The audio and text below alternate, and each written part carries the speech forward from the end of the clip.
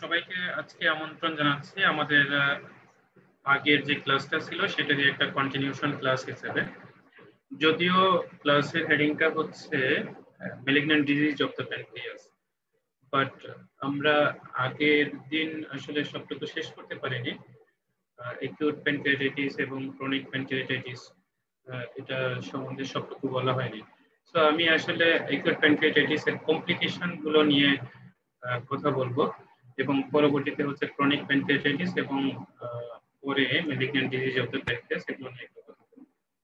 তো acute pancreatitis এর complication গুলো আমাদেরকে বেশ ভালোভাবেই জানতে হবে, কারণ অ্যাকিউট প্যানক্রিয়াটাইটিস এর কমপ্লিকেশন থেকে কিন্তু প্রশ্ন আসতে পারে, এবং এখান থেকে প্যানক্রিয়াটিক সিউরোসিস এটা খুব কমন একটা টপিক, যেখান থেকে দেখা যায় যে এমবিবিএস লেভেল এবং হচ্ছে পোস্ট গ্রাজুয়েশন লেভেল যে কোনো লেভেলেই কিন্তু প্রশ্ন এসে থাকে। সো অ্যাকিউট প্যানক্রিয়াটাইটিস এর কমপ্লিকেশন যদি আমরা চিন্তা করি তাহলে আমরা দুই ভাগে ভাগ করব। একটা হচ্ছে সিস্টেমিক কমপ্লিকেশন হবে, আর কিছু হবে হচ্ছে লোকাল কমপ্লিকেশন। সিস্টেমিক কমপ্লিকেশন গুলো দেখা যায় যে প্রথম সপ্তাহে উইদিন দ্য ফার্স্ট উইক বেশি হয়, এবং এগুলোর মধ্যে সমস্ত সিস্টেম গুলোকেই আসলে ইনভলভ করে। সেই কমপ্লিকেশন গুলো আমরা দেখি।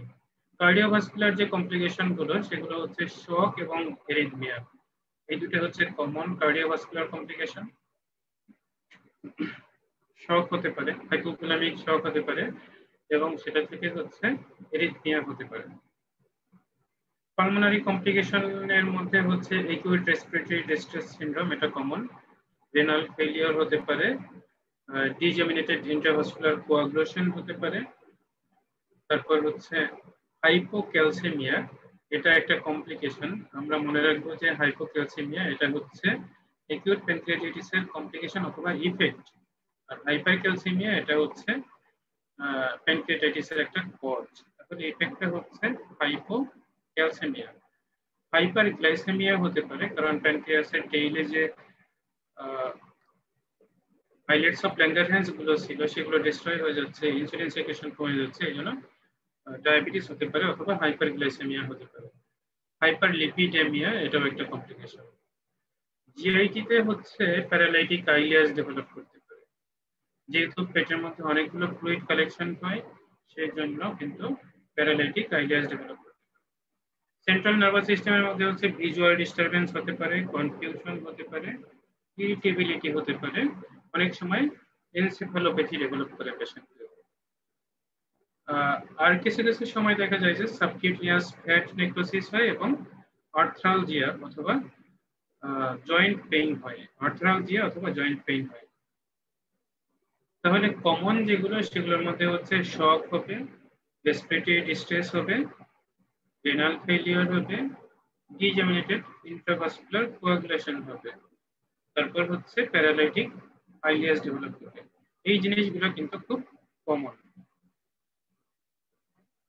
লোকাল যে কমপ্লিকেশন, সেই কমপ্লিকেশন গুলো সাধারণত এক সপ্তাহ পরে ডেভেলপ করে অ্যাকিউট প্যানক্রিয়াটাইটিসের পেশেন্টের, এবং সেটা কনফাইন্ড থাকে হচ্ছে within the peritoneal cavity usually. Sometimes এটা প্লুরাল ক্যাভিটিতেও আসলে কিছু কমপ্লিকেশন হতে পারে। লোকাল কমপ্লিকেশন গুলোর মধ্যে হচ্ছে অ্যাকিউট ফ্লুইড কালেকশন হবে, প্যানক্রিয়াসের চারপাশে লেজার সেকে এবং গিটার সেকের মধ্যে ফ্লুইড কালেকশন হবে। তারপর হচ্ছে sterile pancreatic necrosis, that means হচ্ছে প্যানক্রিয়াস নেক্রোসড হবে কিন্তু সেটা হবে নন ইনফেক্টেড, স্টেরাইল, এবং সেটাই যখন ইনফেক্টেড হবে তখন হবে হচ্ছে ইনফেক্টেড প্যানক্রিয়াটিক নেক্রোসিস, এবং ওইখানে যখন পাস ফর্মেশন হবে তখন সেটাকে আমরা বলবো প্যানক্রিয়াটিক অ্যাবসেস। এবং এই অ্যাকিউট ফ্লুইড কালেকশন গুলো আসলে যখন অনেকদিন ধরে থাকবে এবং একটা সিস্টিক ফ্লুইড কালেকশন হবে প্যানক্রিয়াসের চারপাশে বা প্যানক্রিয়াসের রিলেশনে, তখন দেখা যাবে যে সেটাকে আমরা বলতেছি সিউরোসিস্ট, কারণ আসলে এই সিস্টের লাইনিং এপিথেলিয়ামটা কোনো লাইনিং এপিথেলিয়ামে আসলে কোনো সেল নাই, এটা শুধু ফাইব্রাস টিস্যু দিয়ে তৈরি, এই জন্য এটাকে বলা হচ্ছে সিউরোসিস্ট। দেন হচ্ছে প্যানক্রিয়াটিক অ্যাসাইটিস, প্যানক্রিয়াসের কারণে পেরিটোনিয়াল ক্যাভিটির মধ্যে অনেক বেশি প্যানক্রিয়াটিক জুস জমা হচ্ছে এবং রিঅ্যাকশনারি ফ্লুইড কালেকশন হচ্ছে এবং সেটা আলটিমেটলি অ্যাসাইটিস এর মতো হয়। এই জন্য আমরা সেটাকে বলতেছি প্যানক্রিয়াটিক অ্যাসাইটিস। দেন হচ্ছে পোর্টাল অথবা স্প্লেনিক ভেইন থ্রম্বোসিস। যেহেতু ওখানে ইনফ্লামেশন হচ্ছে এবং এর পাশ দিয়েই হচ্ছে পোর্টাল ভেইন এবং স্প্লেনিক ভেইন গুলো পাস করতেছে, সেই জন্য পোর্টাল ভেইনের ভিতরে অথবা স্প্লেনিক ভেইনের ভিতরে দেখা যায় যে ক্লট ফর্মেশন হচ্ছে, যেটাকে আমরা বলতেছি ভেনাস থ্রম্বোসিস। এবং অনেক সময় হচ্ছে আর্টারি গুলোর মধ্যে ওয়াল গুলো উইক হয়ে যায় এই প্যানক্রিয়াটিক জুসের কারণে। যদি ওই আর্টারির ওয়ালে আসে, এটা হয় হচ্ছে মোস্টলি স্প্লেনিক আর্টারির ওয়াল, এবং সেই উইক জায়গা দিয়ে একটা ডাইলেটেড পোরশন তৈরি হয় আর্টারির ওয়ালের মধ্যে, যেটাকে বলা হচ্ছে সিউডো এনিউরিজম, এবং এটা স্প্লেনিক আর্টারিতে হয়। তাহলে আমরা মোস্ট কমনলি পাই হচ্ছে তোমার এই acute pancreatic acute fluid collection, then হচ্ছে প্যানক্রিয়াটিক নেক্রোসিস, যেটাকে অনেক সময় বলা হয় যে নেক্রোটাইজিং প্যানক্রিয়াটাইটিস। তারপর হতে পারে হচ্ছে প্যানক্রিয়াটিক অ্যাবসেস এবং সিউডোসিস্ট ফর্মেশন হয়। অনেক সময় হচ্ছে প্লুরাল এফিউশন হয়। এই রিঅ্যাকশনারি ফ্লুইড কালেকশনের জন্য পেরিপ্যানক্রিয়াটিক রিজিয়নে সেটা ডায়াফ্রামকে আসলে ক্রস করে ইনফ্লামেশনটা, এবং দেখা যায় যে mostly on the left side pleural ক্যাভিটির মধ্যে ইফিউশন তৈরি হয় এবং পেশেন্টের রেসপিরেটরি ডিস্ট্রেস তৈরি হতে পারে। তাহলে এই কমপ্লিকেশন গুলো কিন্তু খুব কমন। এর মধ্যে আমাদের মনে রাখতে হবে হচ্ছে অ্যাকিউট ফ্লুইড কালেকশন, দেন হচ্ছে প্যানক্রিয়াটিক নেক্রোসিস, দেন অ্যাবসেস, সিউডোসিস্ট। হ্যাঁ, এই জিনিসগুলো মাথায় রাখতে হবে। এবং সিউডোসিস্ট এটা কিন্তু পরীক্ষাতে খুব কমনলি আসে এবং জিজ্ঞাসা করা হয়। তো সিস্টেমিক কমপ্লিকেশন গুলো নিয়ে আসলে খুব বেশি বলার কিছু নাই। এটা বলতে গেলে যে সিস্টেমিক কমপ্লিকেশন এটা যে কোনো অর্গান সিস্টেমকে ইনভলভ করতে পারে, এবং যে কোনো অর্গান সিস্টেমকে যখন ইনভলভ করবে তখন হচ্ছে সাপোর্টিভ থেরাপি দিতে হবে, যেটা আমরা ইন্টেন্সিভ কেয়ার ইউনিটে বিভিন্ন অর্গান সাপোর্ট দিয়ে থাকি। সেই ধরনের সাপোর্টিভ ম্যানেজমেন্টই এখানে দেওয়া হয়। যেমন হচ্ছে কার্ডিয়াক ইনসাফিসিয়েন্সি যদি হয়, অথবা পেশেন্ট যদি শকে থাকে অথবা এরিথমিয়া ডেভেলপ করে, তখন ইনোট্রপিক সাপোর্ট দেওয়া হয় এই হার্টের ফাংশনটাকে ইমপ্রুভ করার জন্য। যদি রেনাল ফেলিওর হয় তাহলে হিমোফিল্ট্রেশন করা হয়, মানে ডায়ালাইসিস যেটাকে বলা হয়, যে ব্লাড থেকে ওয়াশ প্রোডাক্ট গুলোকে রিমুভ করা, এটা হচ্ছে হিমোফিল্ট্রেশন। রেসপিরেটরি ডিস্ট্রেস সিনড্রোম যদি হয় তখন হচ্ছে এন্ডোট্রাকিয়াল ইনটিউবেশন করে পেশেন্টকে ভেন্টিলেটরি সাপোর্ট দেওয়া হয়। তারপর হচ্ছে যদি পেশেন্টের ডিআইসি ডেভেলপ করে তখন হচ্ছে কোয়াগুলোপ্যাথি কারেকশন করতে হয়। ডিআইসি তে কনজাম্পশন কোয়াগুলোপ্যাথি ডেভেলপ করে, এবং সেটার জন্য অনেক সময় হচ্ছে ব্লাড কম্পোনেন্ট যেগুলো আছে, যেমন হচ্ছে ফ্রেশ ফ্রোজেন প্লাজমা মেইনলি, এগুলো ট্রান্সফিউজ করতে হয়। সিস্টেমিক কমপ্লিকেশনের জন্য আসলে সার্জারির খুব বেশি রোল নাই, এবং রিসাসিটেশন হচ্ছে সবচেয়ে ইম্পর্টেন্ট। আর যদি সার্জিক্যাল ইন্টারভেনশন আসলে তখনই দরকার হয় যখন সিস্টেমিক কমপ্লিকেশনের সাথে লোকাল কমপ্লিকেশন গুলোও থাকে, এবং এই লোকাল কমপ্লিকেশন গুলো পেশেন্টের জেনারেল কন্ডিশনটাকে ডিটোরিয়েট করে। তাহলে সিস্টেমিক কমপ্লিকেশনে মেইনলি সাপোর্টিভ থেরাপি দিতে হয়, এবং খুব বেশি রোল নেই সার্জারির। সার্জারি করতে হয় শুধুমাত্র লোকাল কমপ্লিকেশনের জন্য। তো লোকাল কমপ্লিকেশন এটা আমাদেরকে ম্যানেজ করতে হয়, এবং লোকাল কমপ্লিকেশন গুলো দেখা যায় যে সাপোর্টিভ থেরাপি দেওয়ার পরে অনেক পেশেন্ট ইমপ্রুভ করে, আবার কোনো কোনো পেশেন্ট হচ্ছে লোকাল কমপ্লিকেশনের জন্য সার্জিক্যাল ম্যানেজমেন্ট অথবা যে কোনো ধরনের ইন্টারভেনশন এগুলোর দরকার হয়।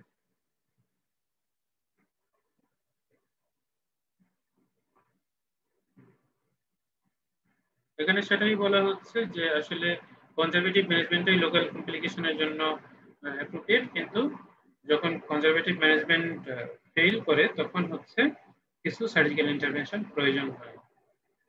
তো আমরা যদি দেখি যে acute peripancreatic fluid collection, peripancreatic fluid collection, pancreas inflammation হলো, প্যানক্রিয়াসের প্যারেনকাইমা ডিস্ট্রাকশন হয়, অনেক সময় হচ্ছে ডাক্ট ডিস্ট্রাকশন হয়, তখন প্যানক্রিয়াটিক জুস এটা চারপাশে প্যানক্রিয়াসের চারপাশে স্প্লিট করে এবং সেটার কারণে কিছু ট্রানজুডেটিভ ফ্লুইড এখানে এক্সিডেটিভ ফ্লুইড, ট্রানজুডেটিভ ফ্লুইড, এই ফ্লুইড গুলো এই প্যানক্রিয়াসের চারপাশে জমতে থাকে এবং এটা দিয়ে কিন্তু অ্যাকিউট পেরিপ্যানক্রিয়াটিক ফ্লুইড কালেকশন হয়।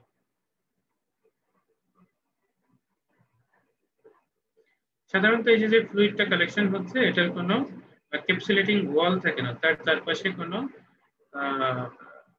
আসলে কেভিটি থাকে না এবং এটা নরমাল ফাসাল প্লেনেই এটা স্প্রেড করে। দেখা যায় যে লেজার কেভিটির মধ্যেই, লেজার স্যাকের মধ্যেই, পেরিটোনিয়ালের লেজার স্যাকের মধ্যেই এটা বেশি কালেকশন হয় এবং এই ফ্লুইডটা সাধারণত ইনিশিয়ালি স্টেরাইল থাকে এবং গ্র্যাজুয়ালি এটা অ্যাবজর্ব হয়ে যায় যখন প্যানক্রিয়াটাইটিসের যে ইনফ্লামেশনটা সেটা রিজলভ করে, তখন কিন্তু এই ইনফ্লামেশনটা সাবসাইড করে যায় এবং এই ফ্লুইডগুলো আস্তে আস্তে করে অ্যাবজর্ব হয়ে যায়।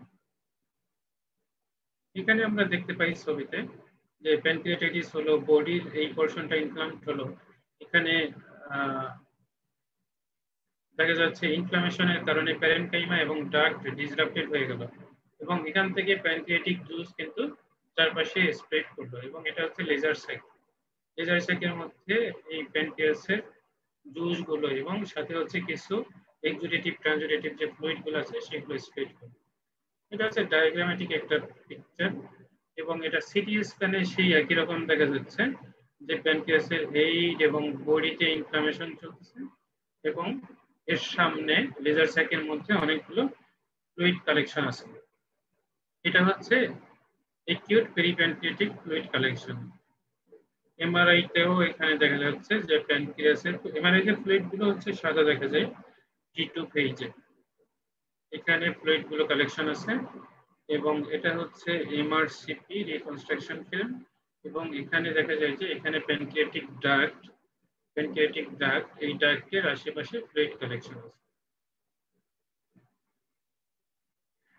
এটাকে সংক্ষেপে আসলে বলা হয় এপিএফসি, অ্যাকিউট পেরিপ্যানক্রিয়াটিক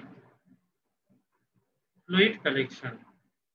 এখানে সাধারণত দেখা যায় যে কোনো ইন্টারভেনশন দরকার হয় না যদি না কোনো প্রেশার সিমটম থাকে এবং যদি দেখা যায় যে এই ফ্লুইড গুলো অ্যাবজর্ব হচ্ছে না এবং পারসিস্ট করতেছে, তখন পারকিউটিনিয়াসলি মানে স্কিন দিয়ে আল্ট্রাসোনো গাইডেন্সে অথবা সিটি গাইডেন্সে এই ফ্লুইড গুলো অ্যাবজর্ব মানে স্প্রেড করা যায়।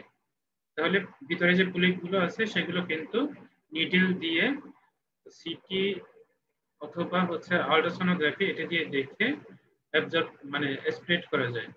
অনেক সময় সেটা ট্রান্সগ্যাস্ট্রিক ড্রেনেজও করা যায়, মানে এন্ডোস্কোপি করে স্টোমাকের ভিতর ঢুকে স্টোমাকের সামনেই অথবা পিছনেই সাধারণত এই ফ্লুইড কালেকশন গুলো হয়। সো এই স্টোমাকের ভিতর দিয়ে নিডল ইন্ট্রোডিউস করে দেখা যায় যে ওই ফ্লুইড গুলো স্প্রেড করা পসিবল হয়। তাহলে পারকিউটিনিয়াসলি অথবা ট্রান্সগ্যাস্ট্রিক এসপিরেশন অথবা ড্রেনেজ কিন্তু পসিবল এই ফ্লুইডের। এরপর হচ্ছে স্টেরাইল এবং ইনফেক্টেড প্যানক্রিয়াটিক নেক্রোসিস।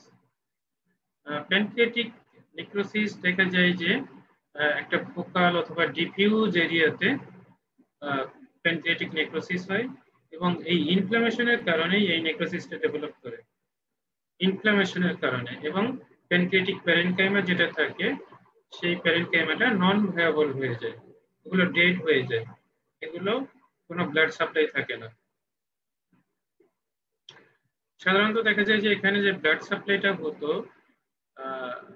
আর্টারি দিয়ে, প্যানক্রিয়াটিক আর্টারি যেগুলো ছিল সেই আর্টারি গুলো যখন থ্রম্বোসিস অথবা ডিস্ট্রাকশন হয়ে যায় তখন একটা certain portion of the pancreas arterial supply থেকে বঞ্চিত হয় এবং এই কারণেই কিন্তু এই নেক্রোসিসটা ডেভেলপ করে।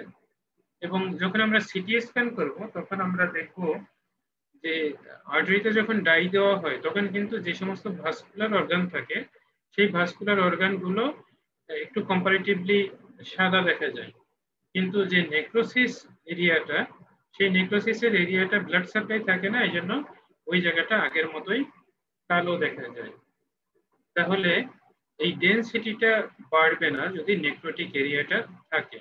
ডেনসিটি মিনস হচ্ছে যেটা সাদা দেখা যাবে কম্পারেটিভলি হোয়াইটিশ, সেটা হচ্ছে হাইপারডেন্স, আর যেটা একটু কালো দেখা যাবে সেটা হচ্ছে হাইপোডেন্স। এটার সাথে দেখা যায় যে পেরিপ্যানক্রিয়াটিক যে ফ্যাট গুলো থাকে, সেই ফ্যাট গুলো হচ্ছে লাইসিস হবে এবং সেটা লিকুইড সেমিসলিড একটা ফ্লুইডের ফর্মেশন হবে।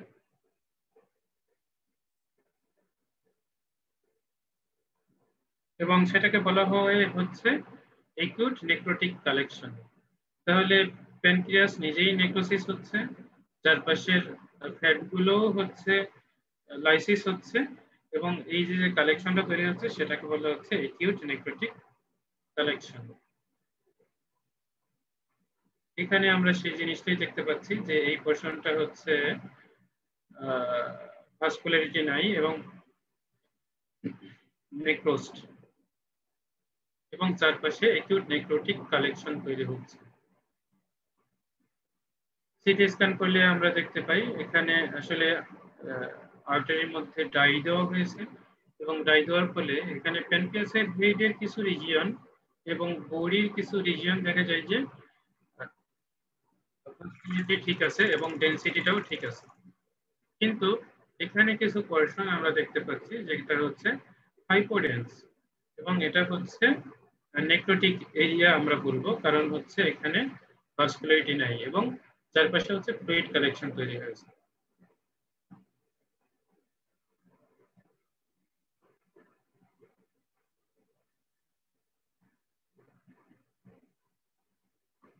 এই নেক্রোটিক যে আসলে কালেকশনটা, এই নেক্রোটিক কালেকশনটা দেখা যায় যে এখানে ফ্লুইড থাকে, তারপর নেক্রোটিক ম্যাটেরিয়াল থাকে, তারপর হচ্ছে প্যানক্রিয়াটিক জুস থাকে, এবং এটা গ্র্যাজুয়ালি ম্যাচিউর হতে থাকে। প্রথমে এর কোনো ডিফাইনেবল ওয়াল থাকে না, চারপাশে কোনো আবরণ থাকে না, কিন্তু আস্তে আস্তে করে সময় যাওয়ার সাথে সাথে দেখা যায় যে 2-3-4 সপ্তাহ, ইউজুয়ালি 4 উইকস এর মধ্যে এর চারপাশে একটা ইনফ্ল্যামেটরি ক্যাপসুল তৈরি হয়।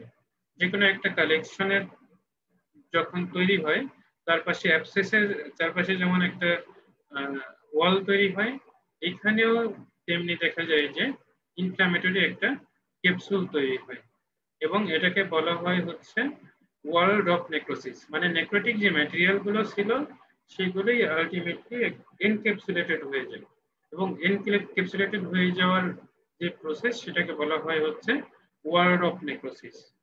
ওয়ার্ল্ড অফ মানে নেক্রোটিক ম্যাটেরিয়াল গুলোর চারপাশে আবরণ তৈরি হওয়া। এখানে সেই সিটি স্ক্যানে আমরা দেখতে পাই যে ইনফেক্টেড প্যানক্রিয়াটিক নেক্রোসিস, কারণ হচ্ছে এখানে একটা হাইপোডেন্স এরিয়া আছে যেটার ডেনসিটি হচ্ছে এয়ার এর সাথে কনসিস্টেন্ট, এবং এই যে এরিয়াগুলো এগুলো হচ্ছে ফ্লুইডের ডেনসিটির সাথে কনসিস্টেন্ট, এবং খুব অল্প পরিমাণ সাদা সাদা জায়গা দেখা যায় যেগুলো হচ্ছে ভায়াবল প্যানক্রিয়াস হিসেবে আমরা ধরে নিতে পারি। সো এই জায়গাটা হচ্ছে ইনফেক্টেড। ইনফেক্টেড হওয়ার কারণে কিন্তু এখানে গ্যাস ফর্মিং অর্গানিজম গুলো দিয়ে এখানে গ্যাস ফর্মেশন হয়েছে, তাহলে এটা হচ্ছে ইনফেক্টেড প্যানক্রিয়াটিক নেক্রোসিস। এই যে স্টেরাইল কালেকশনটা ছিল, স্টেরাইল প্যানক্রিয়াটিক নেক্রোসিসটা ছিল, এখানে গ্র্যাজুয়ালি হচ্ছে অর্গানিজম গুলো মাইগ্রেট করে। অর্গানিজম গুলো মাইগ্রেট করে হচ্ছে এখানে কোলন থাকে, তারপর হচ্ছে ডিওডেনাম, জেজুনাম থাকে, এবং এগুলো থেকে ব্যাকটেরিয়া গুলো ট্রান্সলোকেট হয় এই নেক্রোটিক এরিয়ার মধ্যে, এবং দেখা যায় যে এই নেক্রোটিক এরিয়াটা আলটিমেটলি ইনফেক্টেড হয়, এবং তখনই এটাকে বলা হচ্ছে ইনফেক্টেড প্যানক্রিয়াটিক নেক্রোসিস। মানে এটার মধ্যে পাস ফর্মেশন হয়। তো এটা যদি এসপিরেট করা হয় অথবা পার্কিউটারিয়াসলি ড্রেনেজ করা হয়, তাহলে দেখা যাবে যে এই কালেকশন গুলো হচ্ছে পাস। তো এই কন্ডিশনে দেখা যায় যে পেশেন্টের ম্যানেজমেন্টটা অনেকটা ক্রিটিক্যাল হয়ে যায়, এবং যেহেতু পাস ফর্মেশন হয় তখন শুধুমাত্র কনজারভেটিভ ম্যানেজমেন্টে পেশেন্ট ইমপ্রুভ করবে না, তখন পারকিউটিনিয়াসলি এসপ্লেট করা যেতে পারে, অথবা এই যে কালেকশনগুলো আন্ডার জেনারেল অ্যানেস্থেসিয়া রিট্রোপেরিটোনিয়াল অ্যাপ্রোচে গিয়ে এখানে কিন্তু ড্রেইন করা যেতে পারে, রিট্রোপেরিটোনিয়াল অ্যাপ্রোচে ড্রেইন করা যেতে পারে, অথবা এই পেশেন্টের ল্যাপারেটমি করে এখানে যে পাস এবং হচ্ছে নেক্রোটিক ম্যাটেরিয়াল এগুলো রিমুভ করা যেতে পারে। এটাকে বলা হয় হচ্ছে প্যানক্রিয়াটিক নেক্রোসেক্টমি, প্যানক্রিয়াটিক নেক্রোসেক্টমি। এখানে সেই জিনিসটাই দেখানো আছে যে একেবারে টোটাল প্যানক্রিয়াসটাই নেক্রোসড এবং অপারেশনের সময় এটা তুলে আনা হয়েছে। এটা হচ্ছে মানে ইনফেক্টেড অথবা নন ইনফেক্টেড প্যানক্রিয়াটিক নেক্রোসিসে, এবং সেই নেক্রোটিক ম্যাটেরিয়াল গুলোর মধ্যেই আলটিমেটলি পাস ফর্মেশন হয়।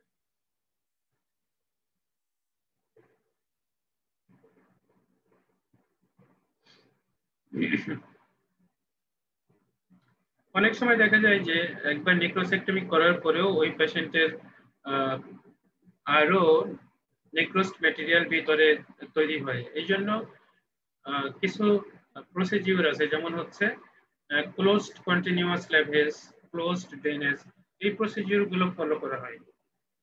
ওই কন্টিনিউয়াসলি পেটের ভিতরে ইরিগেশন দিতে থাকে নরমাল স্যালাইন দিয়ে, এবং অন্য একটা দিয়ে সেটা ড্রেইন আউট হতে থাকে। এটাকে আসলে ক্লোজড ড্রেনেজ এবং ক্লোজড কন্টিনিউয়াস ড্রেনেজ এগুলো বলা হয়। অনেক সময় হচ্ছে পেরিটোনিয়াল ক্যাভিটিটা ওপেন রাখা হয় এবং সেখানে মপ দিয়ে প্যাক করা হয়, এবং 24 থেকে 48 ঘন্টা পরে সেই প্যাকগুলো আবার চেঞ্জ করা হয়। আবার মাঝে মাঝে হচ্ছে এটা ক্লোজ করে দেওয়া হয়, এবং দেখা যায় যে 48 ঘন্টা পরে অথবা 72 ঘন্টা পরে আবার ল্যাপারেটমি করা হয়।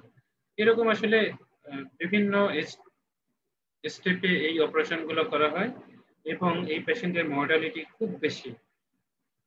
মোস্ট অফ দ্য পেশেন্ট আসলে সার্ভাইভ করে না যখন নেক্রোটিক প্যানক্রিয়াটাইটিস ডেভেলপ করে, এবং সেটা যখন ইনফেক্টেড হয়ে যায়। তখন আসলে ক্লোজ ড্রেনেজ হোক, ইরিগেশন হোক, প্যাকিং হোক, রিল্যাপারেটমি করা হোক, যাই করা হোক না কেন, পেশেন্টের মর্টালিটিটা অনেক বেড়ে যায়।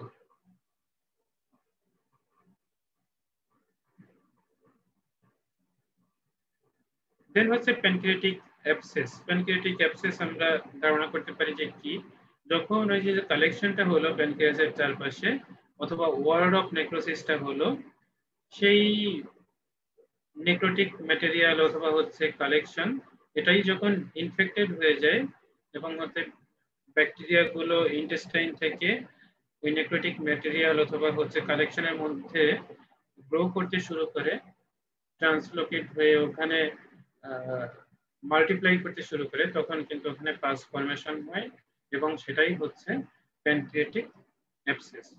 প্যানক্রিয়াটিক অ্যাবসেস যখন থাকে তখন কিন্তু পেশেন্টের সেরকম সিমটম থাকে। অ্যাবসেসে যেমন হচ্ছে পেইন থাকে, সাথে হচ্ছে সিস্টেমিক ফিচার যেমন হচ্ছে টেম্পারেচার থাকে, পেশেন্টের লিউকোসাইটোসিস থাকে। হ্যাঁ, সেই রকমই কিন্তু এই ধরনের অ্যাবসেসে ফিচার গুলো থাকে। তো এই ধরনের পেশেন্টের অ্যাবসেসকে অবশ্যই ড্রেন করতে হবে। সেটা পারকিউটিনিয়াসলি আমরা অপারেশন, পেট কেটে অপারেশন না করে শুধুমাত্র নিডেল দিয়ে সেটা স্প্রেড করতে পারি। আর সেটা যদি পসিবল না হয় তখন হচ্ছে ল্যাপারেটমি করে সেটাকে আমাদের ক্লিন করতে হবে। এরপরে যে কমপ্লিকেশনটা সেটা হচ্ছে প্যানক্রিয়াটিক অ্যাসাইটিস। এখানে আমরা দেখতেই পাচ্ছি যে হোল অফ দ্য পেরিটোনিয়াল ক্যাভিটির মধ্যে প্যানক্রিয়াটিক জুস এবং হচ্ছে exudative ট্রানজিটেটিভ fluid. So pancreatitis related যে অ্যাসাইটিস সেটাকেই বলা হচ্ছে প্যানক্রিয়াটিক অ্যাসাইটিস, কারণ হচ্ছে এই অ্যাসাইটিক ফ্লুইডের মধ্যে হাই লেভেল অফ অ্যামাইলেজ থাকে। সেটা কোত্থেকে আসে? সেটা হচ্ছে প্যানক্রিয়াটিক ডাক্ট ডিসরাপশন হয়, ডাক্ট ডিসরাপ্টেড হয়ে পেরিটোনিয়াল ক্যাভিটির মধ্যে প্যানক্রিয়াটিক ফ্লুইড স্প্রেড করে, এবং সেটার রিঅ্যাকশনে হচ্ছে এটার মধ্যে এক্সুডেটিভ ফ্লুইড সেক্রেশন হয় এবং সেটা একটা অ্যাসাইটিস হয়, সেটাকেই বলা হচ্ছে প্যানক্রিয়াটিক অ্যাসাইটিস। তো এই ধরনের পেশেন্টের আসলে অ্যাসাইটিস যেটা থাকে সেটা অ্যাসপিরেট করতে হয় বা প্যারাসিন্থেসিস করতে হয় এবং প্যানক্রিয়াটিক জুস যেটা সেক্রেশন হতো সেটাকে কমাতে হয়। তো দেখা যায় যে অক্ট্রিওটাইড অথবা সোমাটোস্ট্যাটিন অ্যানালগ এটা হচ্ছে প্যানক্রিয়াটিক জুসের সেক্রেশনকে কমায়। তো ওরালি অথবা প্যারেন্টারালি যদি আমরা অক্ট্রিওটাইড দেই তাহলে এই প্যানক্রিয়াটিক জুসের সেক্রেশন কমবে এবং অ্যাসাইটিস কমবে। ওরাল ফিডিং না দিয়ে যদি আমরা পেশেন্টকে ন্যাজোজেনোডিনাল ফিডিং দেই অথবা প্যারেন্টারাল ফিডিং দেই তাহলে কিন্তু এই সেক্রেশনটা কমে।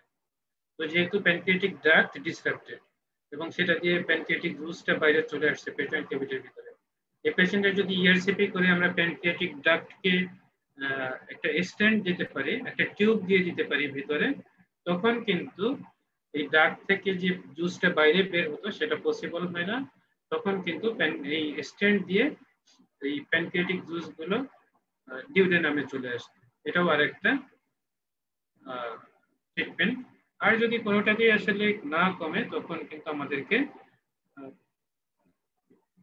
এই ড্রেইন করতে হবে এই প্যানক্রিয়াটিক জুস এবং পেটুইনাল ক্যাভিটির মধ্যে অনেক সময় একটা হোয়াইট বোর্ড ড্রেইন দিয়ে আসতে হয় যাতে এই জুস গুলো বাইরে চলে আসে। প্যানক্রিয়াটিক ইফিউশন হয় অনেক সময়, যেটাকে আমরা বলছিলাম যে প্লুরাল ইফিউশন, এবং এটা মোস্টলি লেফট সাইডে হয় অ্যাকিউট প্যানক্রিয়াটাইটিস এর জন্য, এবং অনেক সময় এটা হচ্ছে এনক্যাপসুলেটেড থাকে।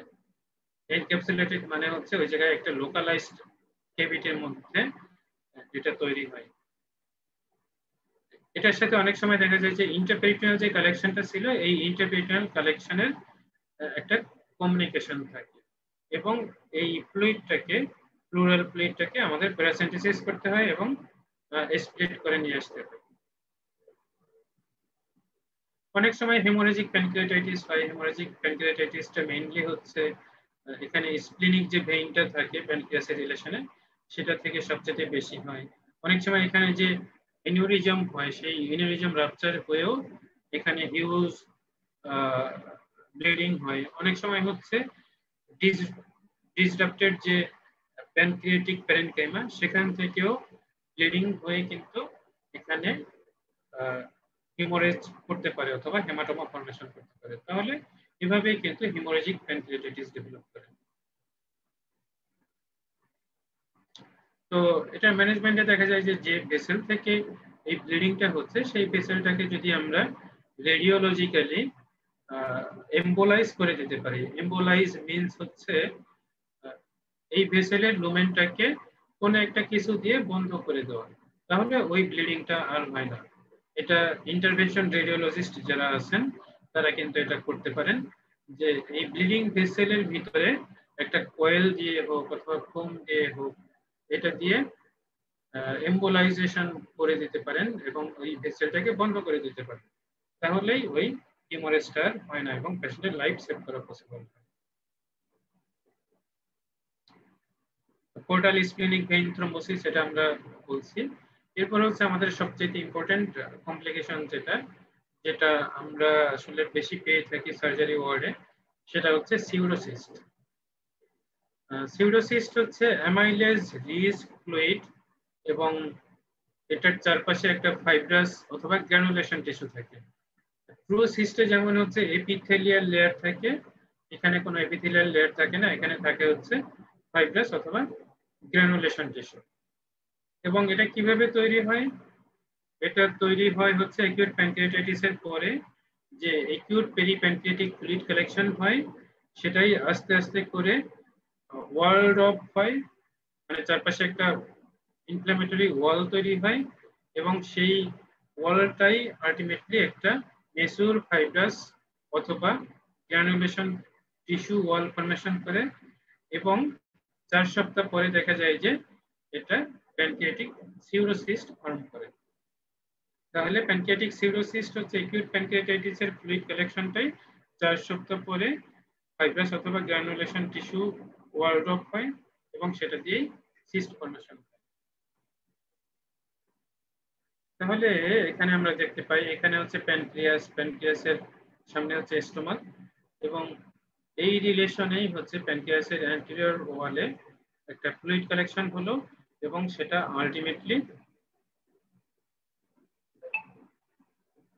আলটিমেটলি একটা সিস্টিক ফ্লুইড কালেকশন হবে। এটাকেই বলা হচ্ছে প্যানক্রিয়াটিক সিউরোসিস্ট। এখানে সেই ডাক্টের সাথে কমিউনিকেশন আছে প্যানক্রিয়াটিক সিউরোসিস্ট। এবং দেখা যায় যে বেশিরভাগ অর্ধেকের বেশি হচ্ছে এমপিডি বা মেইন প্যানক্রিয়াটিক ডাক্টের সাথে এর কমিউনিকেশন থাকে। এটা সিঙ্গেলও হতে পারে, মাল্টিপলও হতে পারে এবং এটা আইডেন্টিফাই করা যায় হচ্ছে রেডিওলজিক্যালি, আল্ট্রাসোনোগ্রাফি করে অথবা সিটি স্ক্যান করে। এখানে হচ্ছে একটা বেরিয়াম ফলো থ্রু এক্সরে করা আছে, এখানে বেরিয়াম মিল স্টোমাকের মধ্যে বেরিয়াম, এবং এখানে দেখা যায় যে একটা কিছু স্টোমাককে কম্প্রেস করে রাখছে এবং সেটাই হচ্ছে প্যানক্রিয়াটিক সিউরোসিস্ট। সিটি স্ক্যান করলে এরকম দেখা যায় যে স্টোমাক এবং পেছনে হচ্ছে প্যানক্রিয়াস, এর মাঝামাঝি একটা এরিয়াতে চারপাশে ওয়াল আছে, ভিতরে হচ্ছে হাইপোডেন্স একটা কালেকশন, এবং হাইপোডেন্স যখন থাকে তখন এটাকে আমরা বলি হচ্ছে ফ্লুইড। এবং আমরা লিভারের সাথে কম্পেয়ার করি, এখানে দেখা যাচ্ছে লিভার যেমন কিছুটা হচ্ছে হোয়াইটিশ, কিন্তু এখানে ভিতরে যে একটা রাউন্ডেড হাইপোডেন্স অথবা কালো রঙের একটা কালেকশন, সেটাই হচ্ছে সিউরোসিস্ট। স্টোমাক কিভাবে বুঝলাম? স্টোমাকের ভিতরে যে বাতাস আছে, বাতাসটা হচ্ছে এর চেয়েও হাইপোডেন্স। বাতাস এবং ফ্যাট কাছাকাছি ডেনসিটি, এখানে ফ্যাট আছে, এখানে বাতাস, এবং এটা হচ্ছে ফ্লুইড, এটাই হচ্ছে সিউরোসিস্ট।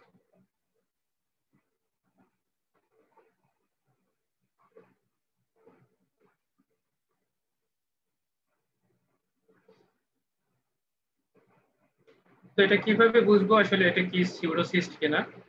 তো সিউরোসিস্টের যে ফ্লুইড গুলো থাকবে, সেই ফ্লুইড গুলো আসলে যদি আমরা অ্যানালাইসিস করি তাহলে দেখা যাবে যে এখানে অ্যামাইলেজ লেভেলটা অনেক বেশি থাকে। প্যানক্রিয়াটিক ফ্লুইড যেহেতু, প্যানক্রিয়াটিক জুস যেহেতু এটা, সেহেতু এটার মধ্যে অ্যামাইলেজ লেভেলটা অনেক বেশি থাকে। অনেক সময় এটা দিয়ে আমাদের কনফিউশন হয়েছে এটা কি প্যানক্রিয়াসের কোনো টিউমার কিনা। সেটা আমরা এক্সপ্লোর করতে পারি যখন এই ফ্লুইডটা স্প্রেড করে আমরা কার্সিনো এমব্রায়োনিক অ্যান্টিজেন এটা অ্যাসেস করি অথবা সাইটোলজি করি, অ্যামাইলেজ লেভেল করি, তাহলে প্যানক্রিয়াটিক সিউরোসিস্টে অ্যামাইলেজ লেভেলটা বেশি হবে আর হচ্ছে সাইটোলজিতে কোনো ম্যালিগন্যান্ট সেল থাকবে না। আর হচ্ছে যদি টিউমার হতো তাহলে কিন্তু সিইএ লেভেল যেটা আছে সেটা বেশি হতো এবং সাইটোলজিতে ম্যালিগন্যান্ট সেল পাওয়া যেত।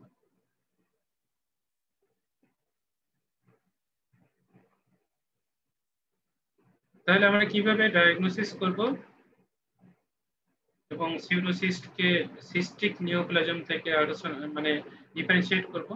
তাহলে হিস্ট্রিতে আমরা দেখব যে প্যানক্রিয়াটিক সিউরোসিস্টের একটা হিস্ট্রি থাকবে হচ্ছে অ্যাকিউট প্যানক্রিয়াটাইটিস থাকবে 6 থেকে 4 সপ্তাহ বা 8 সপ্তাহ, এই সময় আগে অ্যাকিউট প্যানক্রিয়াটাইটিসের একটা হিস্ট্রি থাকবে, এবং অ্যাকিউট প্যানক্রিয়াটাইটিসের পরে পেশেন্টের একটা অ্যাবডোমিনাল লাম্প ডেভেলপ করবে, যেটা আল্ট্রাসাউন্ড অথবা সিটি স্ক্যান করলে পরে আমরা বুঝতে পারবো যে একটা সিস্ট আছে পেটের মধ্যে, এবং সেটা যদি আমরা স্প্রেড করে আমরা দেখবো যে এর অ্যামাইলেজ লেভেলটা বেশি, কিন্তু সাইটোলজিতে নেগেটিভ ফর ম্যালিগন্যান্ট সেল আর হচ্ছে সিইএ যেটা সেই কার্সিনো এমব্রায়োনিক অ্যান্টিজেনটা থাকবে না।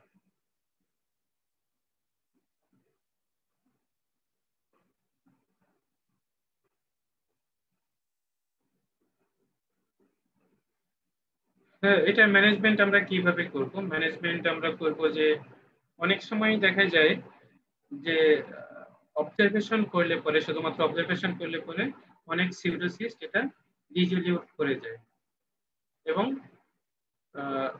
কোনো কমপ্লিকেশন ডেভেলপ করে না।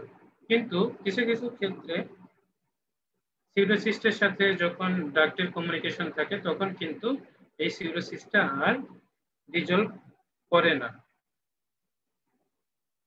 তখন আমাদের সার্জারি করতে হয়। এবং সার্জারি করার ইন্ডিকেশন হচ্ছে যখন এটা কনজারভেটিভ ম্যানেজমেন্টেও এটা রিজলভ করে না, যখন এটা সিমটম প্রডিউস করে বলতে হচ্ছে এটা যদি স্টোমাককে কম্প্রেস করে তখন কিন্তু গ্যাস্ট্রিক আউটলেট অবস্ট্রাকশন বা পেশেন্টের ভমিটিং হয়।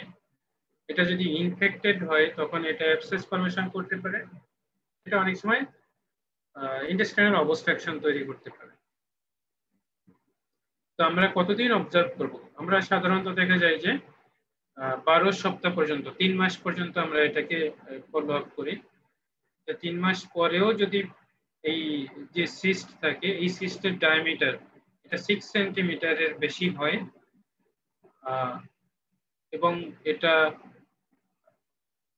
স্পন্টেনিয়াসলি রিজলিউট হয় না, তাহলে 3 মাস বা 12 সপ্তাহ পর্যন্ত আমরা ফলো আপ করে দেখি যে যদি এটা 6 সেন্টিমিটারের যদি বেশি সাইজ থাকে তাহলে এটা ধারণা করা হয় যে এটা স্পন্টেনিয়াসলি রিজলভ হবে না, তখন আমরা এটা ইন্টারভেনশন করি।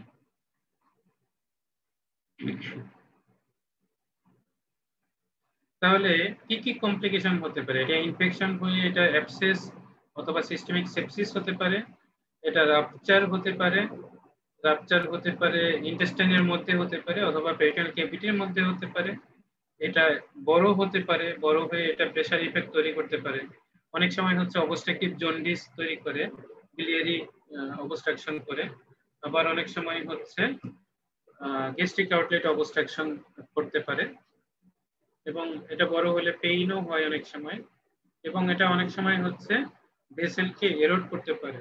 তো ভেসেলের মধ্যে এরোড হলে পরে তখন কিন্তু হিমোরেজিক সিস্ট তৈরি হয় অথবা হিমোপেরিটোনিয়াম তৈরি হয়।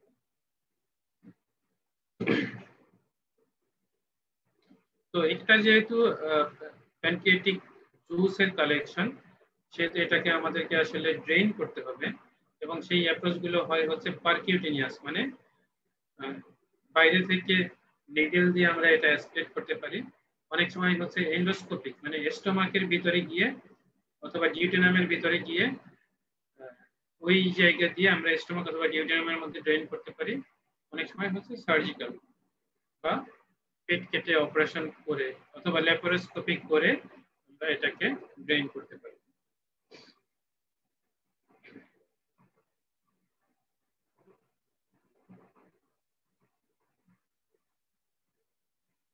তো মিনিমাল ইনভেসিভের মধ্যে আমরা স্কিন বা পারকিউটেনিয়াসলি আমরা এটা ড্রেন করতে পারি, অথবা গ্যাস্ট্রিক অথবা ডিউটেনাল লুমেনের মধ্যে ঢুকে এন্ডোস্কোপির মাধ্যমে তখন ওখানে কিন্তু আমরা ড্রেন করতে পারি। এখানে আমরা দেখতে পাচ্ছি যে স্টোমাকের মধ্যে ঢুকলো, স্টোমাকের পোস্টেরিয়র ওয়াল দিয়ে সিস্টেমের মধ্যে একটা কমিউনিকেশন তৈরি করলো এবং এখানে একটা স্টেন্টিং করা হয়। স্টেন্টিং এটা হচ্ছে মেটালিক স্টেন্ট, এক্সপান্ডিং স্টেন্ট, এবং এর মাধ্যমে কিন্তু সিস্ট থেকে স্টোমাকের মধ্যে ফ্লুইড গুলো চলে আসে। অনেক সময় হচ্ছে যখন ডাক্তারের সাথে কমিউনিকেশন থাকে তখন ইআরসিপি করে যদি একটা স্টেন্ট প্লেস করা হয় তখন কিন্তু এই সিউডোসিসটা আস্তে আস্তে করে রিজলভ করে যায়। আর সার্জারি করে যে ড্রেনেজটা করে সেটাতে হচ্ছে স্টোমাককে ওপেন করে স্টোমাকের পোস্টেরিয়র ওয়ালের সাথে সিস্টের একটা কমিউনিকেশন করে বা অ্যানাস্টোমোসিস করে। এটাকে বলা হয় হচ্ছে সিস্টো গ্যাস্ট্রোস্টমি। যদি এটা স্টোমাকের সাথে রিলেটেড থাকে তাহলে এটা সিস্টো গ্যাস্ট্রোস্টমি করে।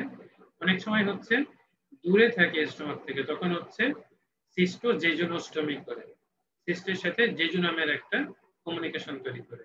এর ফলে যেটা হয় এই ফ্লুইড গুলো আলটিমেটলি স্টোমাকের মধ্যে ড্রেইন হয় এবং এই যে পোটেনশিয়াল একটা স্পেস, এই পোটেনশিয়াল স্পেসটা আর থাকে না এবং সিস্টটা আলটিমেটলি সাবসাইড করে যায়। এটা হচ্ছে সেই সিস্টো জেজুনোস্টমি যেটা স্টোমাকের সাথে অনেক সময় রিলেটেড থাকে না তখন হচ্ছে জেজুনামকে রু এন ওয়াই লুপ করে সেই রু লুপকে স্টোমাকের এই সিস্টের সাথে অ্যানাস্টোমোসিস করা হয় এবং জেজুনোস্টমি করা হয়। এটা হচ্ছে রু এন ওয়াই সিস্টো জেজুনোস্টমি।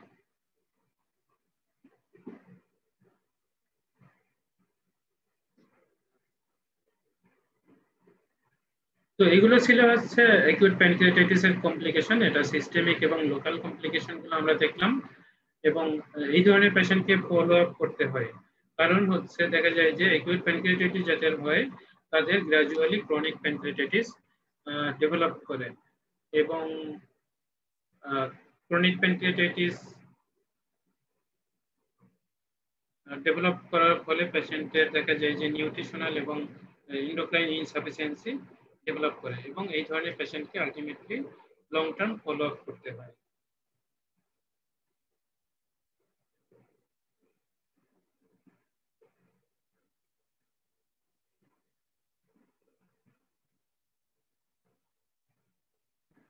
তারপর হচ্ছে আমরা যদি কজটা এই পেশেন্টের বের করতে পারি যে প্যানক্রিয়াটাইটিস এর কজ কি ছিল, সেটা যদি গলস্টোন রিলেটেড হয় তাহলে কিন্তু ওই সেম এডমিশনেই যখন পেশেন্ট ভর্তি হলো অ্যাকিউট প্যানক্রিয়াটাইটিস নিয়ে, ওই এডমিশনেই গল ব্লাডারকে রিমুভ করতে হবে। গল ব্লাডার রিমুভ করার জন্য আমাদেরকে ল্যাপারোস্কোপিক অথবা ওপেন কোলিসিস্টেক্টমি করতে হবে।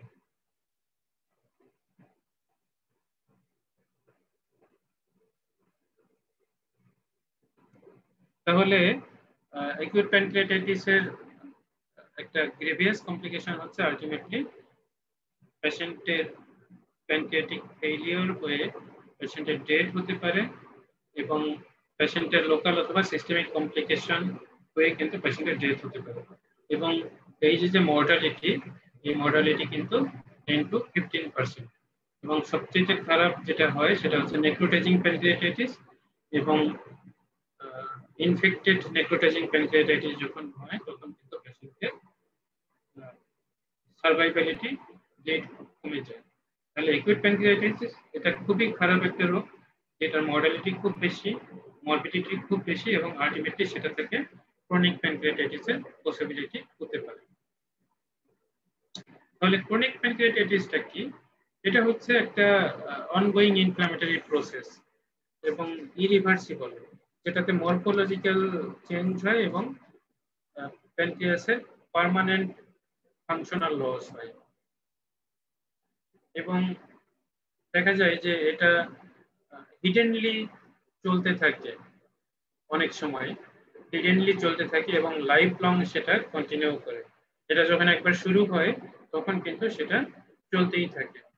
তো মোস্ট অফ দ্য টাইম হচ্ছে ক্রনিক প্যানক্রিয়াটাইটিস এটা পেইনফুল, কিন্তু মাঝে মাঝে কিন্তু এটা পেইনলেসও হতে পারে, কমপ্লিটলি পেইনলেস হতে পারে।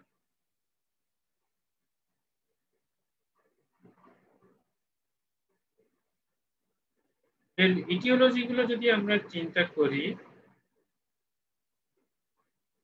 তাহলে কিন্তু আমরা দেখতে পাবো অ্যালকোহল কনজাম্পশন এটা একটা কজ ক্রনিক প্যানক্রিয়াটাইটিসের, কিন্তু সবসময় আমরা আসলে পাই না। কিছু কিছু হচ্ছে প্যানক্রিয়াটিক ডাক্টের মধ্যে স্ট্রাকচার থাকে, যেটা ট্রমা থেকে হয়, অ্যাকিউট প্যানক্রিয়াটাইটিস থেকে হয়, অথবা প্যানক্রিয়াটিক ক্যান্সার থেকে হয়। এখান থেকে কিন্তু ক্রনিক প্যানক্রিয়াটাইটিস হয়। কিছু কনজেনিটাল অ্যাবনরমালিটি থাকে, যেমন হচ্ছে প্যানক্রিয়াটিক ডিভিজম থাকে, অ্যানুলার প্যানক্রিয়াস থাকে, তারপর হচ্ছে পেপিলাতে স্টেনোসিস থাকে। এগুলো থেকে কিন্তু ক্রনিক প্যানক্রিয়াটাইটিস ডেভেলপ করতে পারে। হেরিডিটারি কিছু কজ থাকে, এবং কিছু কজ থাকে হচ্ছে ইডিওপ্যাথি। এবং হেরিডিটারি প্যানক্রিয়াটাইটিস অথবা ইনফ্যান্টাইল ম্যালনিউট্রিশন, এগুলোর মধ্যে যে কজ গুলো থাকে, ইডিওপ্যাথিক কজ গুলোর মধ্যে এগুলো কিন্তু কমন, হেরিডিটারি এবং হচ্ছে infantile malnutrition. Idiopathic chronic pancreatitis এটা অনেক ক্ষেত্রেই আমরা দেখতে পারি, এবং এর আসলে খুব বেশি কারণ খুঁজে পাওয়াটা পসিবল হয় না। হেরিডিটারি একটা গ্রুপ থাকে যাদের আসলে পারিবারিকভাবে বা জন্মগতভাবে এই প্যানক্রিয়াটাইটিসটা থাকে এবং সেটা শুরু হয় হচ্ছে খুব ইয়াং এজে এবং সেটা প্যানক্রিয়াটিক ক্যান্সার পর্যন্ত ডেভেলপ করতে পারে। হাইপারলিপিডেমিয়া এবং হাইপারক্যালসেমিয়া, তাহলে হাইপারলিপিডেমিয়া যাদের মানে রক্তের চর্বির পরিমাণ বেশি, কোলেস্টেরল বেশি, এবং হাইপারক্যালসেমিয়া, এটা থেকে ক্রনিক প্যানক্রিয়াটাইটিস হতে পারে। আমাদের এই রিজিয়নে আসলে ট্রপিক্যাল প্যানক্রিয়াটাইটিস হয় অনেক সময়, এবং এখানে কজগুলো হচ্ছে ম্যালনিউট্রিশন থেকে হয়, তারপর হচ্ছে কাসাবা ইনজেকশন থেকে হয়, হাইড্রোকার্বন এক্সপোজারের জন্য হয়। আমরা যে কেরোসিনটা ব্যবহার করি সেই কেরোসিনের যে হাইড্রোকার্বন গ্যাস হয় কেরোসিন কম্বাশনের ফলে, অথবা এই যে প্যারাফিন ল্যাম্প ব্যবহার করে সেটা কম্বাশনের ফলে যে আসলে হাইড্রোকার্বনটা তৈরি হয়, সেটা কিন্তু ক্রনিক ট্রপিক্যাল প্যানক্রিয়াটাইটিসের একটা কজ। তাহলে ম্যালনিউট্রিশন, তারপর হচ্ছে কাসাবা ইনজেকশন, আর হচ্ছে হাইড্রোকার্বন রিলিজ, এটা কেরোসিন এবং প্যারাফিন ল্যাম্প থেকে হয়ে থাকে। এইগুলোর কারণে কিন্তু আমাদের এই রিজিয়নে ট্রপিক্যাল প্যানক্রিয়াটাইটিস ডেভেলপ করতে পারে।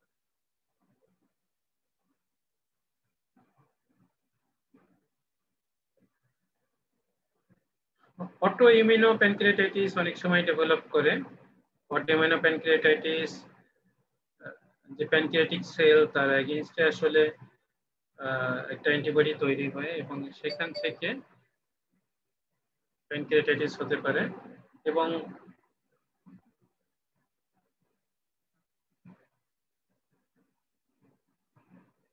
এখানে যে প্যানক্রিয়াসটা পাওয়া যায় সেগুলো দেখা যায় যে অনেক বেশি ডাকটা ডাইলেটেড থাকে, তারপর হচ্ছে প্যানক্রিয়াসটা ইডিয়েমেটাস থাকে, সোলেন থাকে, এরকম কিছু চেঞ্জ আসলে পাওয়া যায়। অনেক সময় হচ্ছে স্টোন ফর্মেশন হয় প্যানক্রিয়াটিক ডাক্টের মধ্যে, এবং সেটা দিয়েই আমরা আসলে সার্জিক্যাল যে পেশেন্ট গুলো পাই সেই সার্জিক্যাল পেশেন্ট গুলো বেশি প্যানক্রিয়াটাইটিস হয়, যেটা হচ্ছে প্যানক্রিয়াটিকো লিথিয়াসিস আমরা বলি, যে stone in the pancreatic duct. তো এই পেশেন্ট আসলে কিভাবে প্রেজেন্ট করে? এই পেশেন্টের প্রেজেন্টেশনটা মেইনলি হয় হচ্ছে ক্রনিক পেইন, এবং সেটা এপিগ্যাস্ট্রিক পেইন নিয়েই পেশেন্ট প্রেজেন্ট করে। হেডের দিকে যখন থাকে তখন হচ্ছে এপিগ্যাস্ট্রিক এবং সেটা ব্যাকে রেডিয়েট করে। সেটা যখন বডি এবং টেইলের দিকে হয় তখন কিন্তু লেফট সাবকোস্টাল রিজিয়নে পেইন হয়, এবং নশিয়া থাকে, ভমিটিং থাকে পেশেন্টের। এর সাথে পেইনটা হয় হচ্ছে ডাল এবং নয়িং, বিরক্তিকর। মাঝে মাঝে কিন্তু এটা পেইনটা ফ্লেয়ার আপ হতে পারে এবং পেইনের কারণে পেশেন্ট ঘুমাতে পারে না, এবং পেশেন্টের অ্যানালজেসিক অ্যাবিউজ থাকে। পেশেন্ট কিন্তু ক্রনিক্যালি অ্যানালজেসিক নিতে নিতে অ্যানালজেসিকের উপর ডিপেন্ডেন্ট হয়ে যায় এবং পেশেন্টের লাইফ স্টাইলই আলটিমেটলি চেঞ্জ হয়ে যায়। এই ধরনের পেশেন্টের আসলে ওয়েট লস, পেইনের সাথে ওয়েট লস একটা কমন ফিচার, কারণ পেশেন্ট খেতে পারে না ঠিক মতো, এবং এই ধরনের পেশেন্টের অ্যাকিউট এক্সাজারেশনের কারণে দেখা যায় যে রিপিটেড হসপিটাল অ্যাডমিশনের হিস্ট্রি থাকে। এক্সোক্রাইন ফাংশন লসের জন্য পেশেন্টের ডাইজেশন প্রবলেম হয় এবং পেশেন্টের হিস্টিয়াটোরিয়া হয়, ফ্যাটি স্টুল হয়, ফ্রোদি ফ্যাটি স্টুল, গ্রিজি স্টুল হয়, এবং এই পেশেন্টগুলো এন্ডোক্রাইন ফাংশনটা লস করে, এবং এন্ডোক্রাইন ফাংশনটা লস করার ফলে পেশেন্টের ডায়াবেটিস মেলাইটাস ডেভেলপ করে আলটিমেটলি।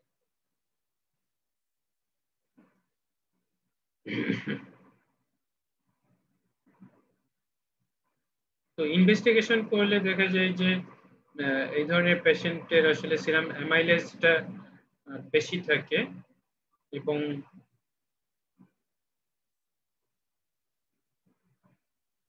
প্লেইন এক্স-রে অ্যাবডোমেন করলে পরে দেখা যায় যে প্যানক্রিয়াটিক ডাক্টের মধ্যে ক্যালসিফিকেশন থাকে। সিটি স্ক্যান এবং এমআরআই অথবা আল্ট্রাসাউন্ড যদি করি তাহলে দেখা যায় যে প্যানক্রিয়াসের আউটলাইনটা বোঝা যায়, তারপর হচ্ছে প্যানক্রিয়াটিক ডাক্ট বোঝা যায় এবং প্যানক্রিয়াটিক প্যারেনকাইমার একটা আউটলাইনটা আমরা বুঝতে পারি।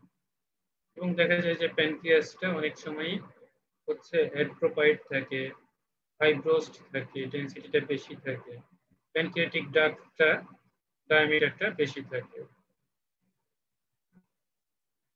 ক্যালসিফিকেশন সিটি স্ক্যানে বোঝা যায় খুব ভালো করে। এমআরসিপি করলে পরে ডাক্টের ডায়ামিটার, তারপর হচ্ছে ডাক্টের মধ্যে স্টোন আছে কিনা সেটা বোঝা যায়, কোনো ন্যারোয়িং বা স্ট্রাকচার আছে কিনা সেটাও বোঝা যেতে পারে। ইআরসিপি করলে পরেও আমরা প্যানক্রিয়াটিক ডাক্টের ধারণা করতে পারি। এন্ডোস্কোপিক আল্ট্রাসাউন্ড এবং সোনোগ্রাফি এর কিছু টিপিক্যাল ফিচার আছে, যেগুলো হচ্ছে স্টোন যদি থাকে, প্রেজেন্স অফ স্টোন, তারপর হচ্ছে সাইড ব্রাঞ্চ যেগুলো আছে সেগুলো যদি ভিজিবল থাকে, যদি সিস্ট থাকে, লোবুলারিটি যদি থাকে, ইরেগুলার মেইন প্যানক্রিয়াটিক ডাক্ট যদি থাকে, হাইপারিকুইক ফোকাই থাকে, dilatation of the main pancreatic duct থাকে, তারপর হচ্ছে হাইপারিকুইক মার্জিন যদি থাকে, তাহলে আমরা এগুলো ধারণা করতে পারি যে পেশেন্টের ক্রনিক প্যানক্রিয়াটাইটিস। এটা হচ্ছে সোনোগ্রাফিক ফাইন্ডিংস। এই যে ফিচারগুলো বলা হলো, এটার যদি 4টা অথবা তার বেশি থাকে তখন আমরা ক্রনিক প্যানক্রিয়াটাইটিস বলতে পারি।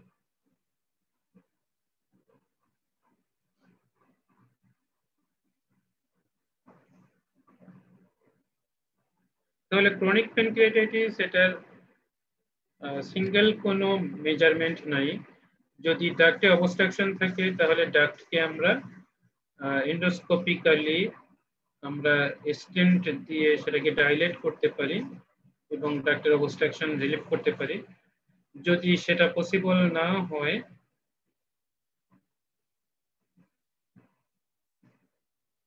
তাহলে কিন্তু সেটা সার্জারি প্রয়োজন হয়। আর এই ধরনের পেশেন্টের আসলে পেইন ম্যানেজমেন্টটা একটা কমন, এবং পেইন এবং নিউট্রিশন এই দুইটা দিক আমাদের খেয়াল রাখতে হবে। এবং এই পেশেন্টের এডিকশন থাকে সাধারণত, যদি অ্যালকোহল অথবা টোবাকো স্মোকিং এর হিস্ট্রি থাকে সেটা বন্ধ করতে হবে, সাইকোলজিস্টের সাথে কনসাল্ট করতে হবে, অ্যাবডোমিনাল পেইন রিলিভ করতে হবে, তারপর হচ্ছে অবস্ট্রাকশন যদি থাকে যেমন গ্যাস্ট্রিক আউটলেট অবস্ট্রাকশন সেটা রিলিভ করতে হবে, অ্যানালজেসিয়া দিতে হবে এবং সেটা স্টেপ ওয়াইজ ফ্যাশনে দিতে হবে। পেইন ম্যানেজমেন্ট স্পেশালিস্টের সাথে এই ধরনের পেশেন্টের কনসালটেশন লাগবে। আর হচ্ছে অনেক সময় সিলিয়াক এক্সিস ব্লক প্রয়োজন হয় এই ধরনের পেশেন্টের পেইন ম্যানেজ করার জন্য। নিউট্রিশনাল মেজার প্রয়োজন হয়, দেখা যায় যে এই ধরনের পেশেন্টের ফ্যাট কম এবং প্রোটিন বেশি এবং কার্বোহাইড্রেট বেশি, এই ধরনের খাবার অ্যাডভাইস করা হয়। প্যানক্রিয়াটিক এনজাইম আমরা খাবারের সাথে দেই সাপ্লিমেন্ট হিসেবে। তারপর হচ্ছে ফ্যাট ম্যাল অ্যাবজর্পশন এবং ভিটামিন B12 ম্যাল অ্যাবজর্পশন, এটার জন্য হচ্ছে আমরা এটা সাপ্লিমেন্ট দিয়ে থাকি। অনেক সময় কিছু মাইক্রোভিটামিন যেমন হচ্ছে ভিটামিন সি, ই, মিথিওনিন, এগুলো আমরা সাপ্লিমেন্ট দিয়ে থাকি।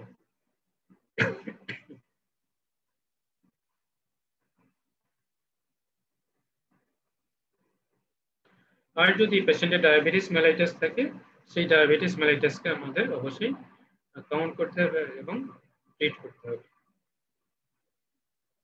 পেশেন্টের প্যানক্রিয়াটিক ডাক্টে দেখা যায় যে অ্যাবনরমালিটি থাকে, সেখানে স্ট্রাকচার থাকতে পারে অথবা স্টোন থাকতে পারে, সেটা আমরা যদি রিলিভ করতে পারি তাহলে পেশেন্টের সিমটম রিলিভ হয়।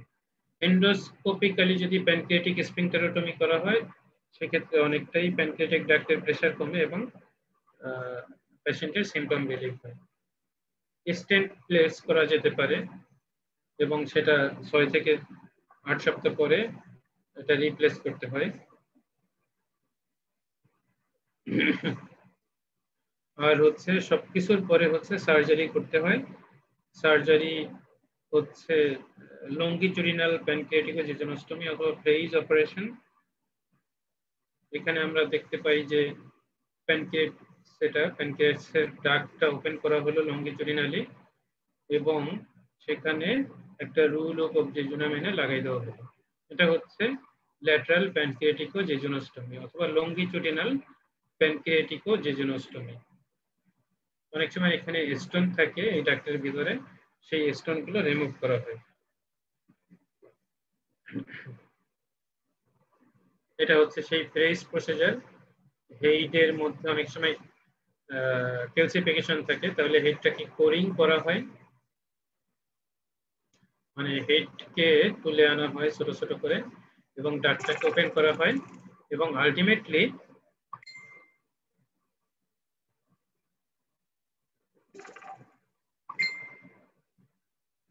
সেই ডাক্টের সাথে জেজুনামের একটা কমিউনিকেশন করা হয়। অনেক সময় পেশেন্টের আসলে পেইনটা কোনোভাবেই রিলিফ হয় না এবং টোটাল প্যানক্রিয়াটেক্টমির কিছু প্ল্যান থাকতে পারে, কিন্তু টোটাল প্যানক্রিয়াটেক্টমির আউটকাম এটা সবসময় ভালো হয় না এবং এটা যে পেইন রিলিফ করবে সেটাও সবসময় বলা যায় না। তাহলে টোটাল প্যানক্রিয়াটেক্টমি এটা কোনো আইডিয়াল অপশন না।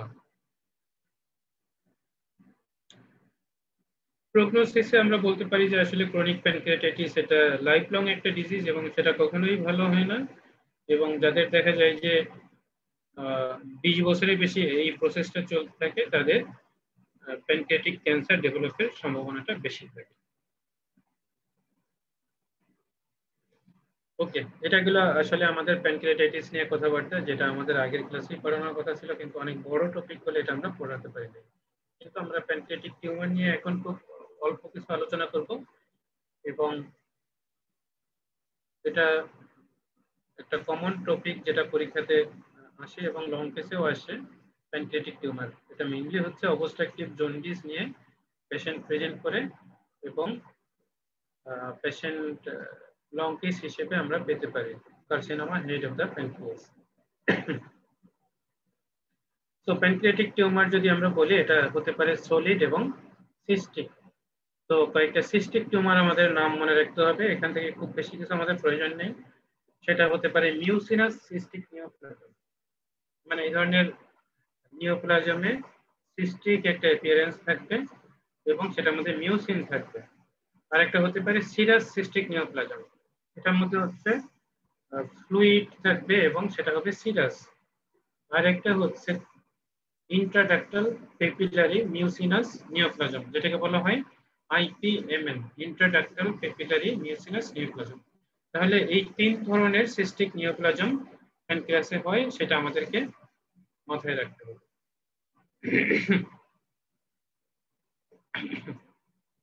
এখানে আমরা আসলে সিটি স্ক্যানে দেখতে পাচ্ছি হাইপোডেন্স লেশন এবং এটা টেইলের দিকে, এটাকেই বলা হচ্ছে মিউসিনাস সিস্টিক নিওপ্লাজম। এখানে হচ্ছে হেডের দিকে একটা হাইপোডেন্স লেশন সিটি স্ক্যানে দেখা যাচ্ছে এবং এটা হচ্ছে cystic serous cystic neoplasm.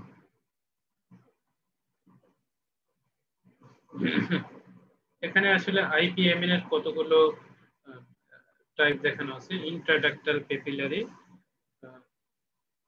Neoplasm, এটা ডাক্টটা অনেক বেশি dilated, whole of the duct.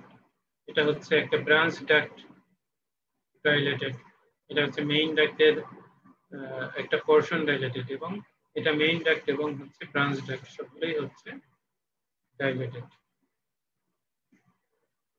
এখানে দেখানো আছে এটা হতে পারে হচ্ছে সিউডোসিস্ট প্যানক্রিয়াসের সাথে রিলেটেড। এটা হচ্ছে মিউসিনাস সিস্টিক নিওপ্লাজম, ডাক্টটা ডাইলেটেড এজন্য হচ্ছে IPMN, এবং এটা হচ্ছে সিরাস সিস্টিক বলা হচ্ছে, আর এটা হচ্ছে সাইড ব্রাঞ্চ IPMN।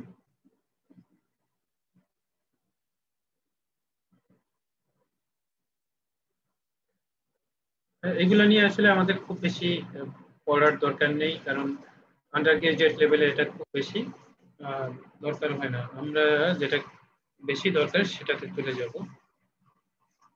সেটা হচ্ছে adenocarcinoma of the exocrine pancreas. Adenocarcinoma means হচ্ছে এটা গ্ল্যান্ড থেকে অরিজিন এবং ডাক্ট থেকে অরিজিন, এজন্য এটা হচ্ছে অ্যাডেনোকার্সিনোমা, গ্ল্যান্ডিউলার টিউমার। দেখা যায় যে এটা কাদের বেশি হয় এবং এটা ওল্ড এজে বেশি হয়। এর সাথে অ্যাসোসিয়েটেড থাকে ক্রনিক প্যানক্রিয়াটাইটিসের।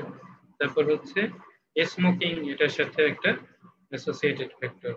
ওবেস পেশেন্টদের হয়।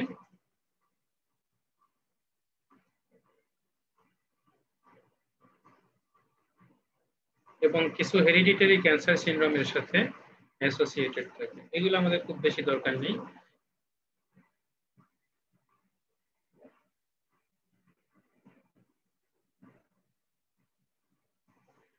ক্লিনিক্যাল প্রেজেন্টেশন কি হতে পারে যদি প্যানক্রিয়াটিক ক্যান্সার হয়?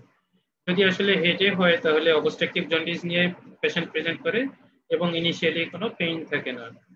যদি বডি এবং টেইলে হয় তখন কিন্তু আসলে জন্ডিসটা পেশেন্টের থাকে না, এবং আমরা বেশিরভাগ সময়ই পাই হচ্ছে পেইনলেস জন্ডিস যদি carcinoma head of the pancreas হয়। কিন্তু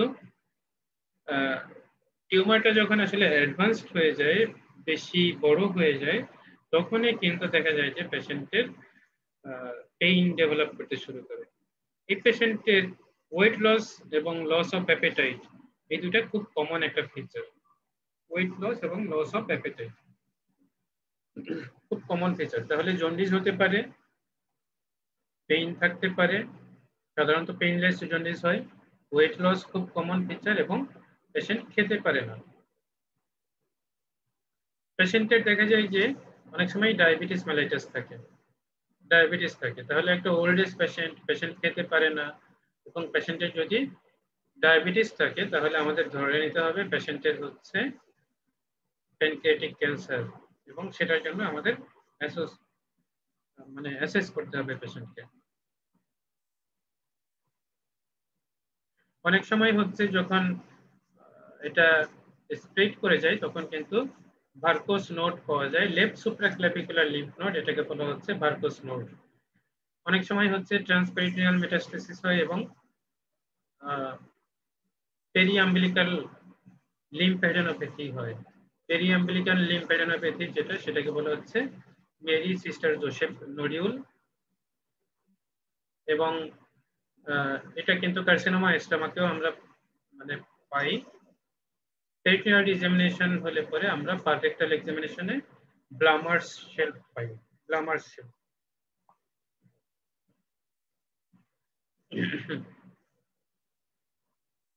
ইনভেস্টিগেশন খুব বেশি আসলে এখানে করা যায় না।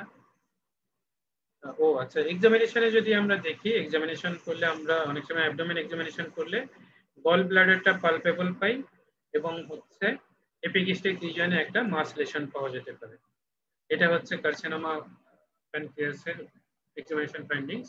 পেশেন্টের জন্ডিস থাকে, এবং এই জন্ডিসটা সাধারণত অবস্ট্রাকটিভ জন্ডিস, যেটা পেইল স্টুল হয় এবং পেশেন্টের ইচিং হয়।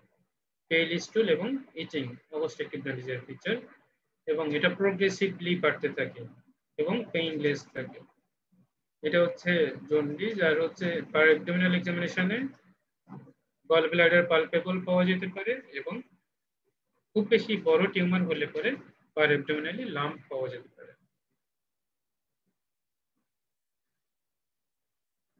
সিবিসিতে দেখা যাবে যে এই পেশেন্টের ইএসআর লেভেলটা বেশি থাকে, হিমোগ্লোবিনটা কম থাকে, এবং পেশেন্টের অ্যালবুমিন লেভেল কম থাকে, ম্যালনিউট্রিশন থাকে পেশেন্ট। টিউমার মার্কার এখানে আমরা করি দুইটা, সেটা হচ্ছে CA19-9 এবং কার্সিনো এমব্রায়োনিক অ্যান্টিজেন। তাহলে কার্বোহাইড্রেট অ্যান্টিজেন 19-9, CA19-9 এবং কার্সিনো এমব্রায়োনিক অ্যান্টিজেন, এই দুইটা করলে পরে আমরা কিছুটা ধারণা পাই। দেখা যায় যে 70 to 80% পেশেন্টের ক্ষেত্রে CA19-9 রেইজড থাকে।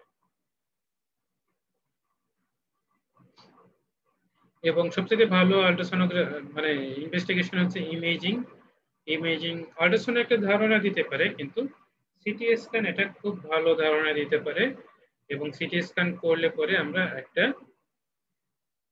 একুরেট ইনফরমেশন পাই।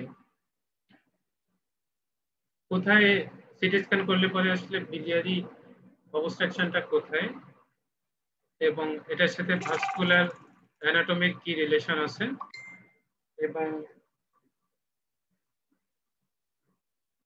রিজিওনাল অথবা মেটাস্ট্যাটিক লিম্ফ নোড আছে কিনা সেটা আমরা ধারণা করতে পারি। তাহলে টিউমারটা সম্বন্ধে ধারণা করতে পারি সারাউন্ডিং স্ট্রাকচারের সাথে রিলেশন এবং লিম্ফ্যাডেনোপ্যাথি, এটা আমরা ধারণা করতে পারি। তাহলে সিটি স্ক্যান আমরা করব কন্ট্রাস্ট এনহ্যান্সড সিটি, আইভি এবং ওরাল কন্ট্রাস্ট দিয়ে আমরা এটা করে থাকি।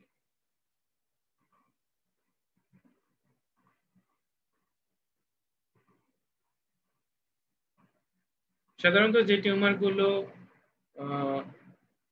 রিসেক্টেবল ধারণা করা হয় যে এই টিউমারটা অপারেশন করে ফেলা পসিবল হবে, সেই টিউমারের ক্ষেত্রে আমরা ফাইন নিডল অ্যাসপিরেশন বা সেলুলার ডায়াগনোসিস করি না।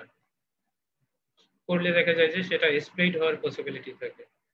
সো যে টিউমারটা অপারেবল না, আমরা মানে ইমেজিং থেকে বুঝবো যে এই টিউমারটা আসলে ফেলা যাবে না, তখন কিন্তু আমরা ফাইন নিডল অ্যাসপিরেশন করব এবং সেটা বেটার হচ্ছে এন্ডোস্কোপিক আল্ট্রাসাউন্ড গাইডেন্সে। এন্ডোস্কোপিক আল্ট্রাসাউন্ড করলে পরে সিটি স্ক্যানে যেমন ইনফরমেশন গুলো পাওয়া যায়, ওটাতেও সেই ইনফরমেশন গুলো পাওয়া যায়। এবং এন্ডোস্কোপিক আল্ট্রাসাউন্ডের আরেকটা সুবিধা হচ্ছে সেটা দিয়ে সাইটোলজি করা যায়। সাইটোলজি করলে দেখা যায় যে 90 to 95% ডায়াগনোসিস করা যায়। তো দেখা যায় যে রিসেক্টেবল টিউমারের ক্ষেত্রে সাইটোলজিটা সবসময় প্রয়োজন হয় না।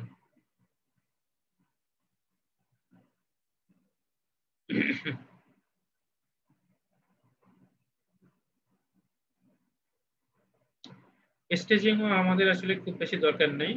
আমাদের আন্ডার গ্রাজুয়েট লেভেলে আমাদের যেটা দরকার সেটা হচ্ছে এই ট্রিটমেন্ট অপশনগুলো হচ্ছে সার্জারি হচ্ছে সবচেয়ে কিউরেটিভ ট্রিটমেন্ট অপশন। তো সার্জারি যদি আমরা করি তাহলে কি ধরনের সার্জারি করব?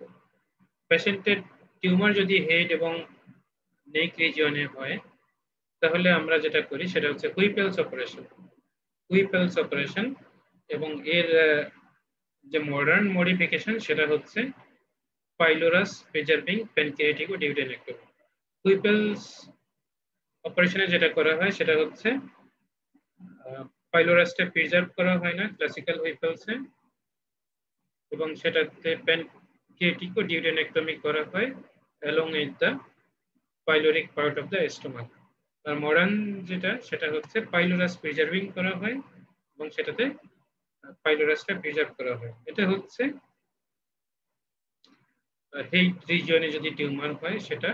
আর যদি বডি এবং হচ্ছে টেইলে হয় তাহলে ডিস্টাল প্যানক্রিয়াটেক্টমি। যদি বডি এবং টেইলে হয় তাহলে সেটাতে করা হয় হচ্ছে ডিস্টাল প্যানক্রিয়াটেক্টমি।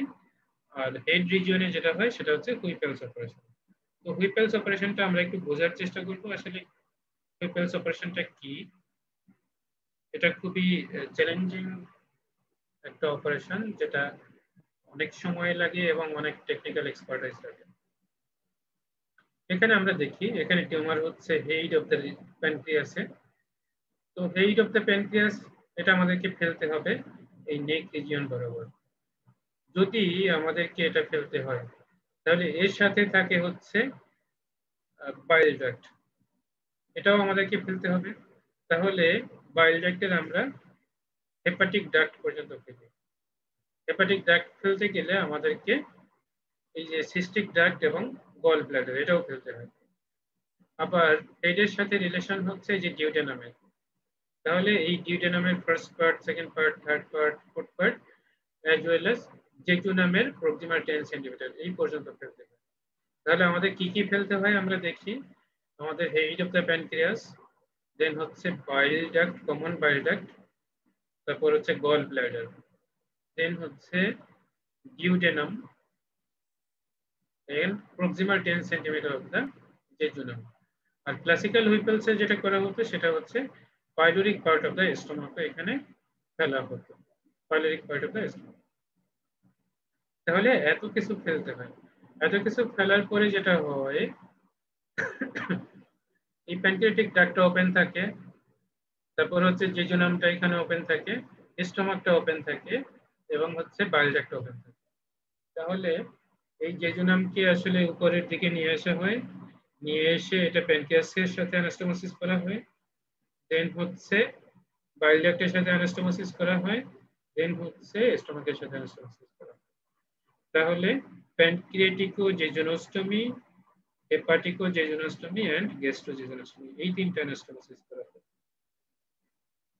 এটা খুবই কঠিন এবং চ্যালেঞ্জিং একটা অপারেশন, এবং এই অপারেশনটা দেখা যায় যে এর মর্টালিটি এবং মরবিলিটি রেটও বেশি। তবে রিসেন্ট টেকনিক্যাল এক্সপার্টাইজের ফলে দেখা যায় যে এই ধরনের পেশেন্টের মর্টালিটি মরবিলিটি অনেক কম। এটাতে দেখানো আছে ক্লাসিক্যাল ইম্পালস, যেটাতে আসলে পাইলোরিক পার্ট অফ দ্য স্টমাককে ফেলে দেওয়া হয়েছে, আর এটা হচ্ছে পাইলোরাস প্রিজার্ভিং, এটাতে পাইলোরাস এবং ডিউটেনামের প্রক্সিমাল পোরশনকে প্রিজার্ভ করা আছে। তাহলে এটাই ছিল আমাদের আসলে হুইপেলস অপারেশনের সম্বন্ধে কথাবার্তা এবং অ্যাডেনোকার্সিনোমা অফ দ্য প্যানক্রিয়াস সম্বন্ধে কথাবার্তা। সো আমরা carcinoma head of the pancreas এবং ডিস্টাল বডি অ্যান্ড টেইল এই সম্বন্ধে আলাপ করে আজকে আমাদের এই লেকচারটা এখানেই শেষ করছি। আশা করি যারা আমাদের সাথে ছিলেন তারা উপকৃত হবে। এরপরে আমরা আসলে লিভারের উপর পরবর্তী ক্লাসগুলো নিব। তো লিভারের উপর ক্লাসগুলোতে তোমাদের আমন্ত্রণ থাকবে এবং আমরা পরবর্তী সপ্তাহে লিভার নিয়ে কথা বলবো। তো আজকের মতো বিদায় নিচ্ছি, সবাইকে ধন্যবাদ।